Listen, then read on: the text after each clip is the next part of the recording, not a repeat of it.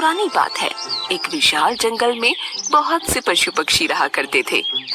उनके बीच एक रंगीला नाम का बड़ा ही नेक हिरण भी रहता था। वो बहुत ही मेहनती, मिलनसार और परोपकारी था। वो अपने मन, कर्म और वचन से सबका ख्याल रखता था।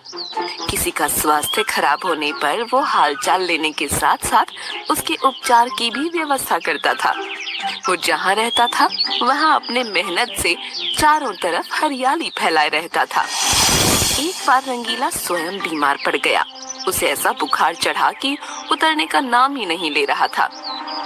उसने स्वयं कुछ जड़ी बूटियां खाईं, लेकिन कोई लाभ नहीं हुआ। उसकी बीमारी की खबर जंगल में फैल चुकी थी, लेकिन उसे देखने के लिए कोई नहीं आया। तब उसका मन अधिक मुरझा गया। उससे उठा नहीं जा रहा था। फिर भी वो उठकर कुछ आगे आया और उसने देखा 2 हिरण उसके इलाके में आ गए थे।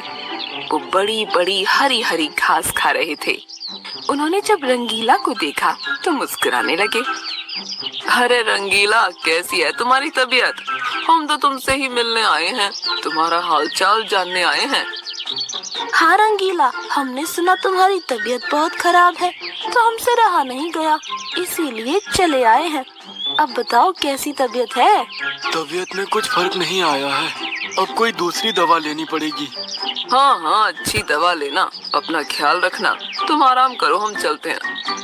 रंगीला मुड़कर अपने अड्डे की तरफ चला और इधर ये दोनों हिरण फिर से रंगीला के इलाके की हरी हरी घास खाने लगे। मैंने इस जगह के बारे में जितना सुना था उससे भी अच्छा पाया। रंगीला ने बड़ी मेहनत से गुलशन सजाया है। चारों तरफ हरियाली ही हरियाली है। देखकर और खाकर तबीयत हरी हो गई। आज पेट भरकर खा लेता हूँ, कल रंगीला से मिलने के बहाने फिर आऊंगा। मुझे रंगीला की तबीयत से क्या लेना? ये हरियाली खींच लाई है मुझे। मैं भी तुम्हारे साथ कल आऊंगा। दोनों हिरणों का जब पेट भर गया तब वो वहाँ से चले गए। अपने इलाके में जाकर वो रंगीला के इलाके की हरी हरी घास की तारीफ करने लगे। अरे भाई, यहाँ सूखी घास खाते पड़े हो।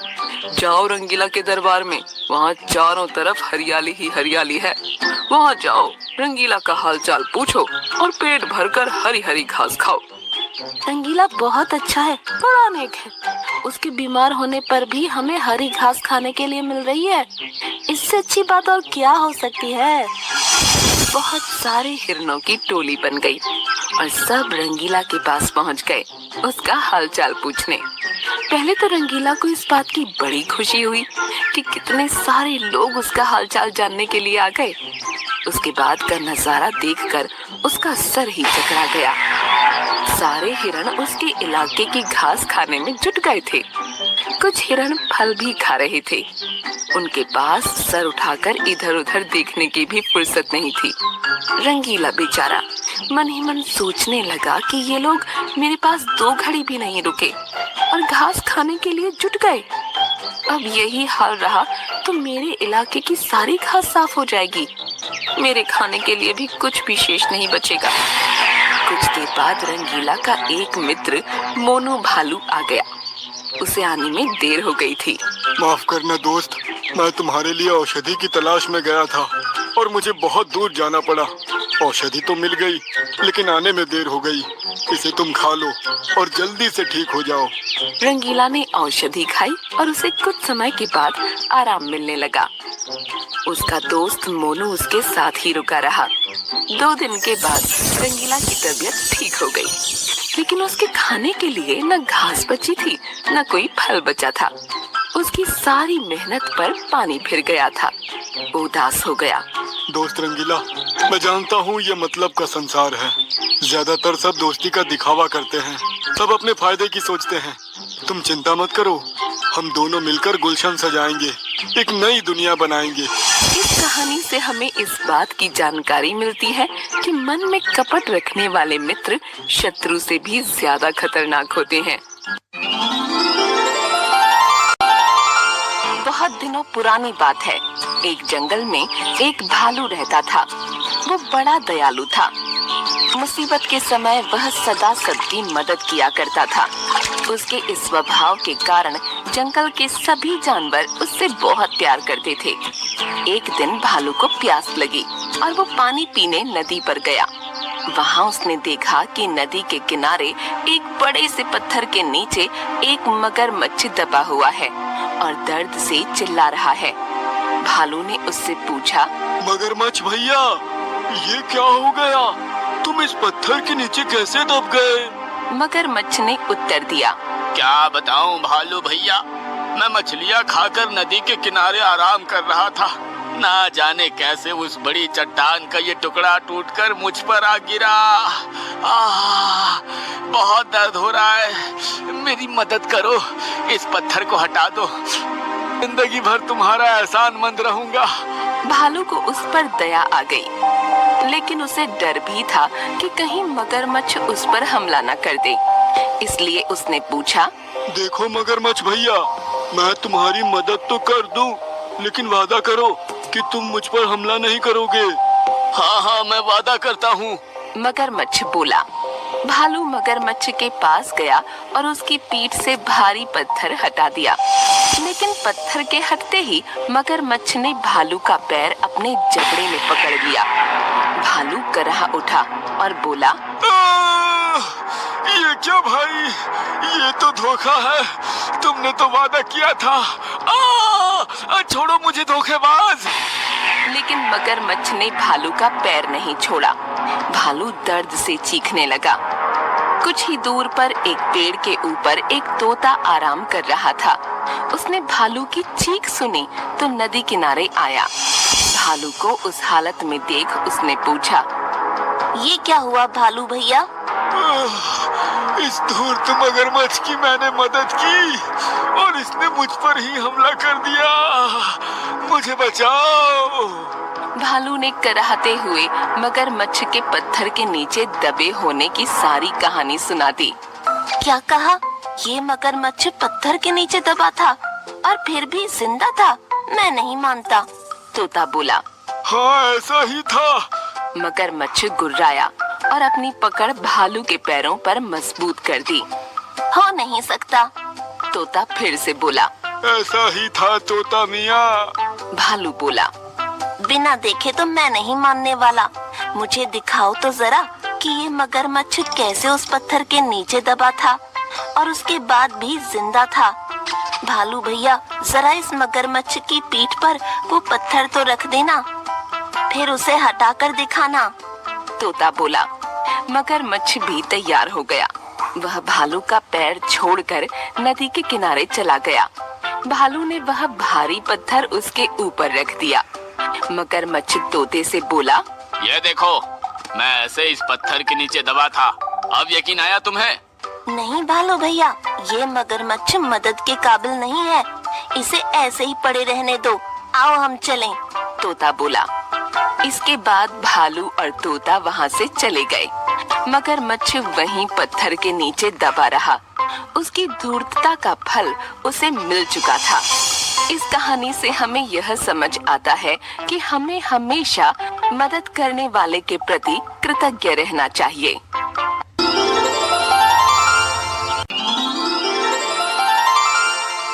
पहाड़ों के बीच से जैसे ही सूरज ने झांका, इधर घोंसले से रघु तोते ने मधुर स्वर में आवाज लगाई। जागो यारो, हुआ सवेरा, सूरज ने भी डाला डेरा। कोयल गुड़िया अपने घोंसले से फुदक कर बाहर आ गई।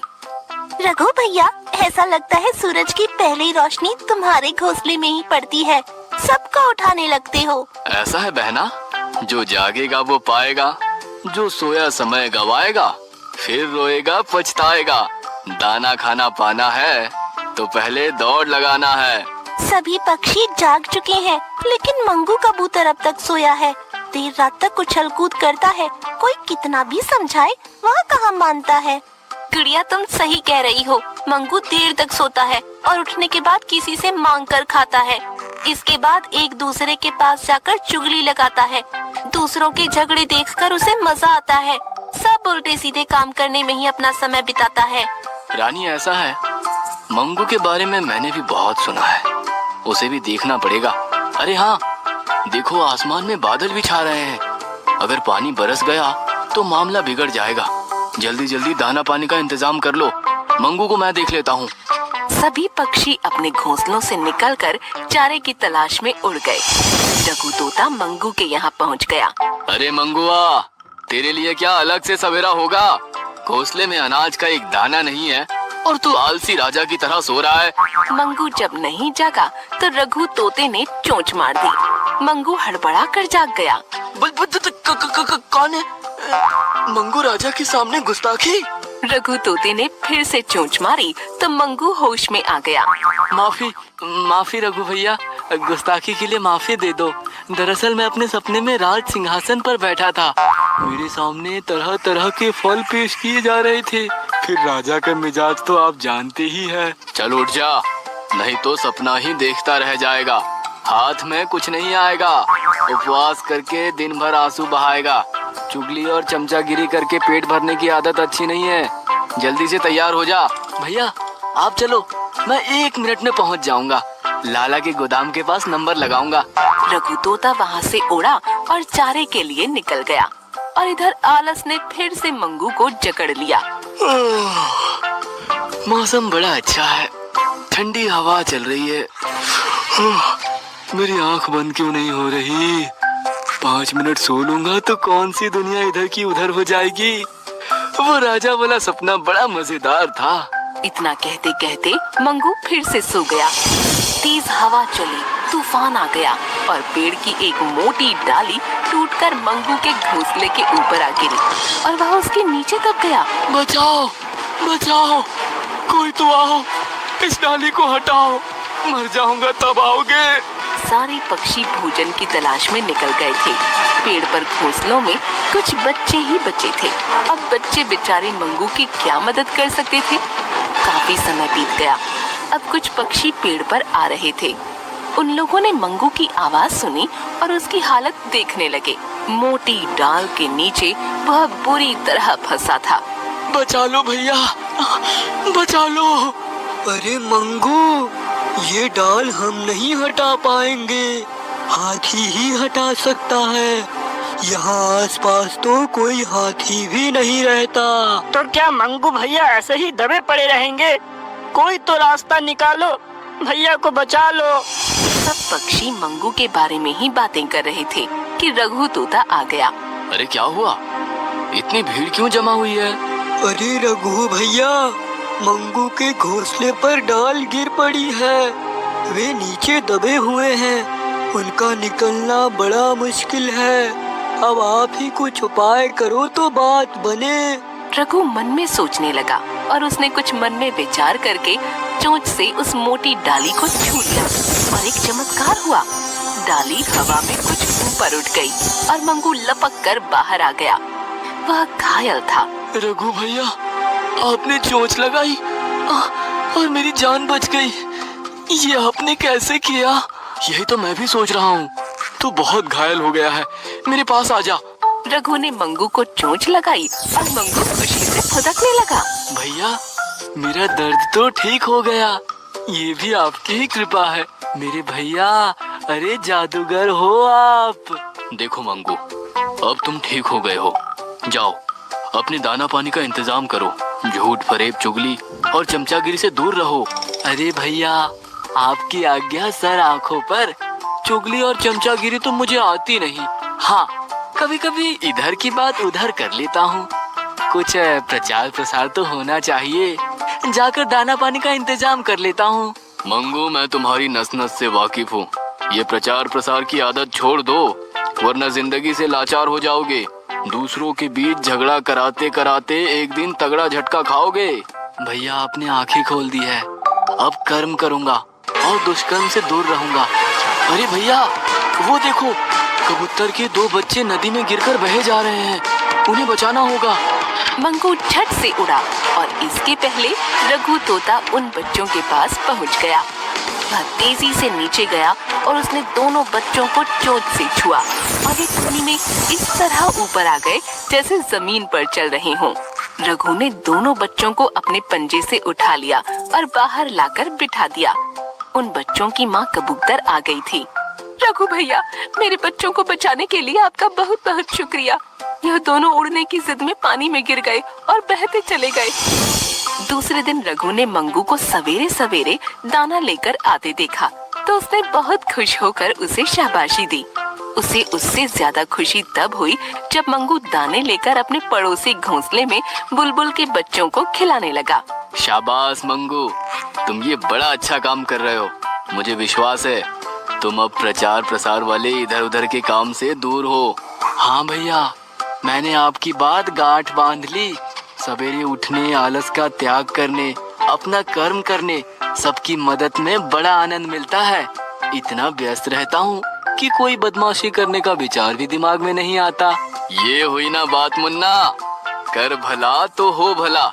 देख रहा हूँ तुम्हारे चेहरे पर बड़ी अच्छी रौनक आई है। हाँ, जिसका जैसा भाव होता है उसे वैसा ही फल मिलता है और उसके चेहरे पर भी उसका प्रभाव दिखता है। इसी तरह हमेशा नेक राह पर चलते रहना। मंगू ने रघु भैया से विदा ली और थोड़ी देर बाद रघु ने देखा कि मंगू कोयल रानी के घोंसले की दुरुस्ती करवा रहा है। रघु को यह देखकर बड़ा आनंद हुआ।